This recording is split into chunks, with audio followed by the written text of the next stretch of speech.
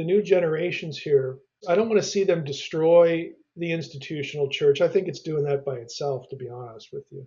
I don't want to see it to destroy it and leave nothing there. I'd rather see them transcend it.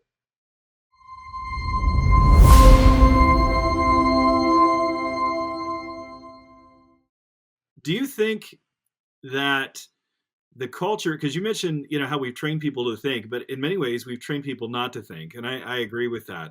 I mean, we're ignorant of history for sure, but what I'm seeing is less of that. I'm seeing more of the just That is the disenfranchisement. hope. That is the hope of postmodernism. It's not all negative.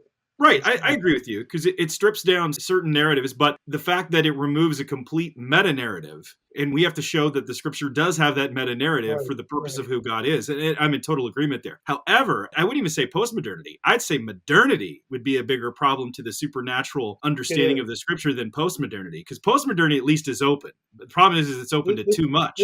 I mean, I had to discover this, but this is why the Bible Project is so successful at what they do. They focus on the big picture stuff, and they can visualize it so well. I didn't understand when I was writing books like Unseen Realm and stuff that I'm actually doing the same thing, just in prose. That I'm trying to trace the connectivity of Scripture to tell the story and focus only on the story, and then how all these other things contribute to the story.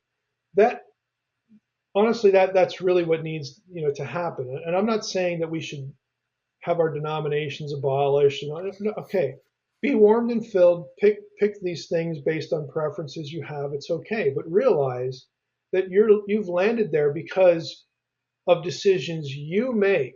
Your tradition is not self-evident in the Scripture.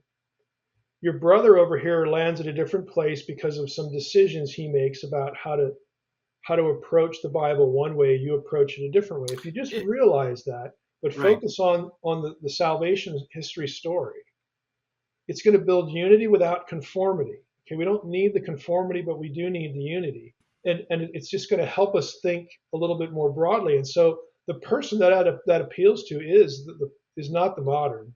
It's what has come after. So I'm all in favor of my hope is that the the new generations here. I don't want to I don't want to see them destroy the institutional church. I think it's doing that by itself, to be honest with you. I don't want to see it just to destroy it and leave nothing there. I'd rather see them transcend it. Okay, I'd rather see them focus on again the big picture and then be charitable, to the others who share their love for the big picture.